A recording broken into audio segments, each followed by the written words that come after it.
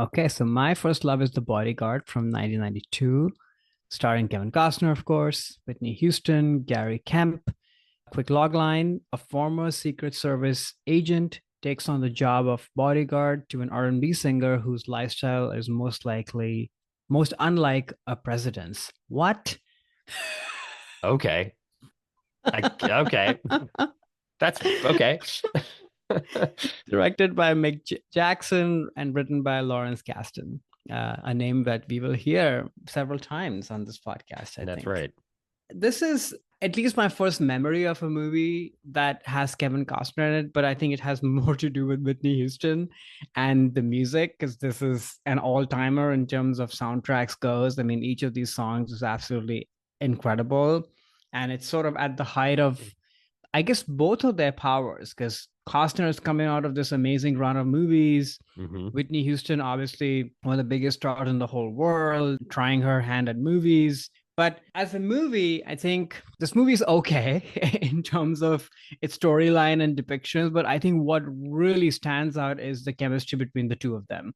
Kind of moving to me what the two of them had between each other in this movie, but maybe even in real life, like how Hmm. he went to bat for her. And I think his comments on Whitney Houston's death and his presence at his eulogy, all of that is just so moving to me. It kind of goes back to what you were saying up front, right? Sort of that version of America of kind of do the right things. And sometimes it can be schmaltzy, but I like it, and this movie and the making of it is all kind of that to me. And how he pulled this off, it was apparently his note to Whitney and the makers that I will always love you would has to be a cappella without any music. Hmm. When she starts singing, like, all of these stories are so incredible to me. And talk about sort of the arrogance or lack of it. I think in this era there's just such assuredness to his confidence that he's not the star of the movie, she is. Hmm.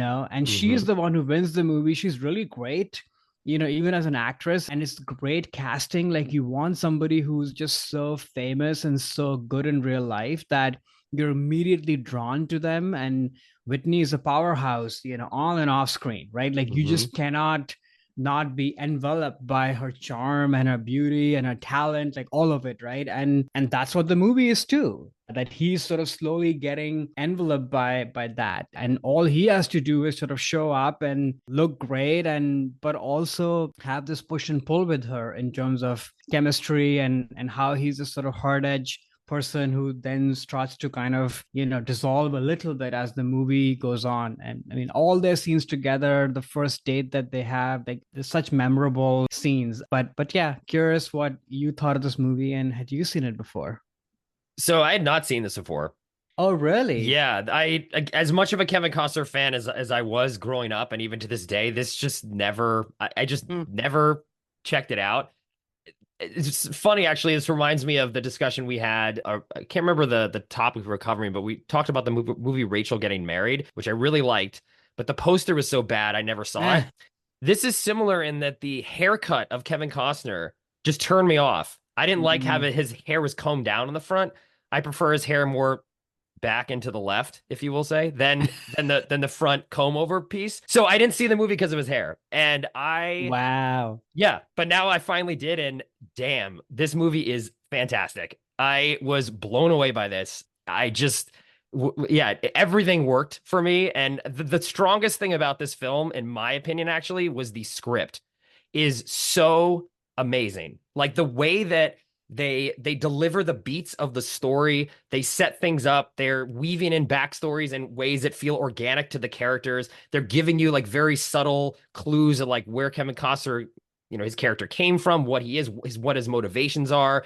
In the beginning of the movie, he shows up at her house and she's clearly doesn't really care about security, and he's there deciding whether he wants to work for her. And then basically is like, you know what, you're an amateur, like I'm not gonna do this at all. And then he walks out and then immediately sees like her son. And then he's like, oh, okay, well, she's gonna be in danger too. So it's giving him motivation to be like, okay, maybe I'll kind of go back and think about this little, it comes at the right time. And while I've heard the song, I Could Always Love You, right? The Dolly Parton cover that they gave. And it was always fine. Like I was never really the biggest Whitney Houston fan. In Mm. this movie, when they set up that song as an organic part of the plot when they're in the bar and it's like someone else Right. singing it and they talk about what the song means. I was like, oh my God, movie. I cannot believe you're doing this. Like, I Yeah. know where this is going. You're gonna play it at the end. I'm gonna be in tears, which I was. I cried at the end of this movie. I thought it was so proud. Great Like ending. everything worked in this movie for me. Even his hair, I honestly didn't bother me in this. But yeah, I put a lot of the credit to Larry Kasdan, who wrote the screenplay. This is his first screenplay that got him notoriety, and then he went on to write, for Star Wars and Indiana Jones, and then had his own kind of career as well. But this I just thought was one of the most incredible story scripts that I've seen. And yeah, it was fantastic. I get into some more thoughts, but I don't did that stand out to you? As I actually thought it was kind of okay. But do you see what I mean about like hitting the beats and knowing exactly how to deliver what they needed at that time? Yeah, the movie does that really well. And it's sort of, taking us back to the 90s. Like, this is a blockbuster movie which has all the glamour and the sheen, but is also dramatic and has Hmm. thrills and, all of that. Like, they really don't make him like this as they say it. Yeah, they But really there don't. is, yeah, but there is stuff with like the sister and, the guy who's sort of the stalker or whatever. Like, all of that stuff is kind of doesn't really come together in my mind. It's Like, the red what is herrings. They're red herrings. The second they showed the exactly? sister in the beginning, I'm like, okay, well, she's involved. Like, and I love movies like that. That you see her on the first frame, I'm like, okay, she's probably involved, and she is, but then she kind of isn't. Like, I liked how they kind of were able to make her the bad guy, but not really because the hitman that she Yeah, hired, she can't, control anymore. I'm like, okay, that was cool movie. I get it. I like this where she's not. Anyway, I thought that was cool. Those parts worked for me really well. Oh, okay, the stalker, of course, he's not going to be the guy, but you gotta like tease it a little bit so the audience doesn't know. Like yeah, those are just classic, things. That worked for me when yeah. movies I can do don't know. that. I'm okay on those, but I think yeah, what stands up is their chemistry, their relationship, and just this whole world, right? Like the Mhm. world that they built around this super famous person and how immature they can be, but also how talented they are, but they also are real because they have real life, like the sun and what have you. So I think all of that is absolutely incredibly done. And his haircut is the way that is because this movie originally was reading about it was supposed to star Steve McQueen and maybe Diana Ross. Oh, So he oh, sort an of literally homage to took that. on the Steve McQueen haircut. Oh, see, McQueen can pull it off. I don't know if Costner can as much, but I think he it looks great. it didn't bother me as much as at least I thought it was going to. So I'm glad I got over that hump. And speaking of Kevin too, I think you kind of hit on it in terms of, with the America thing again. Like I think in this, it's sort of like this male masculinity of like the quiet kind of protector. He's not intellectual. He's not also a brute, but he's sort No, of that quiet, sort of stoic type who is just doing what he's doing because, it's the quote unquote right thing to do. And something else that I also think Costner does in the all of his movies actually is they're all political, but they're political in the like apolitical sense. Like it's just pro America and not pro individual like American ideology. Like, okay, he right. he was a bodyguard for Jimmy Carter, a Democratic president, and a bodyguard for Reagan, a Republican president, and he's just Mm-hmm. protecting the president, the idea Mm-hmm. of the presidency, and not like any kind of specific like political ideology. I think that goes through all of his films, which again I associate with that sort of America's greater than all the political parties and ideologies thing. Right. Again, for better or for worse, but there is that, through his films. And the other thing that kind of struck me, and I'll kind of mention this as we go through each one of these films, because I'm sort of surprised by this, is these sort of allusions and homages to older films. Like this movie, as Kazan says, is very much inspired by like samurai movies. For him, like this is sort of like the bodyguard is like the modern day samurai. He goes around and, Huh.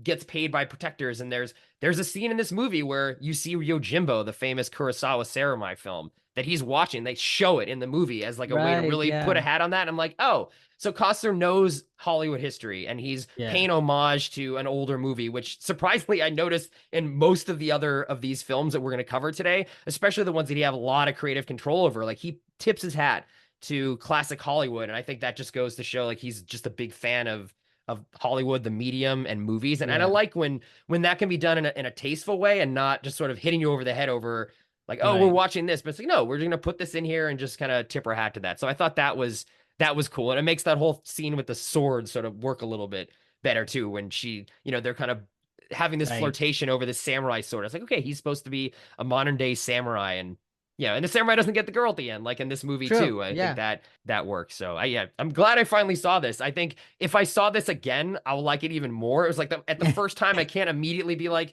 this is one of my favorite movies on the first viewing. That's very rare for me to do, but I'm definitely gonna be watching this I'm glad to again. hear that. It's so good. Just as a like you said, classic '90s. They don't make it like this anymore, and I just love it. Just the bigness of it too, right? Like a movie Yeah. like this, if it were made today, it'll be like some like cheap looking Netflix movie, even though it might have great stars, but it won't be shot in real locations. The Hmm. music would be bad, the concerts would not look good, and this movie just looks big because Yes. they spend money on movies like these before. Yeah, and that comment you made earlier about sort of the blending of the genres thing too. Yeah. That last sequence in the movie where there's going to be the assassin probably going to show up at the Oscars, and she has to go and give Mhm. this maybe accept an award, but go up there and present one of the Oscars was like on my seat, like riveting thriller of like, Yeah. oh my God, where's the guy? What's going to happen? And earlier it can handle the romantic scenes very well and sort of these mystery scenes very well. It's like all the genres kind of like blended in one, and each one they execute like absolutely perfect. Like that whole ending scene at the Oscars, I was so impressed with that. Like it got me. I was like, oh my God, like where's the guy? Who is it? Is she gonna get shot? Is Kevin gonna get shot? Like what's happening? Like I was so invested. So yeah, and it was great. I yeah, this movie was really good. Hi there, it's Alex. If you like the review and discussion Karan and I just had, make sure you subscribe to our channel, Movies That Shaped Us, to get full episodes. Every other Wednesday, Karan and I review a new release and then discuss 6 other movies made by that film's actor or director and how they shaped us. Subscribe right now or follow our podcast on Spotify or Apple Podcasts via the link in the description below. Hope you join us for the journey.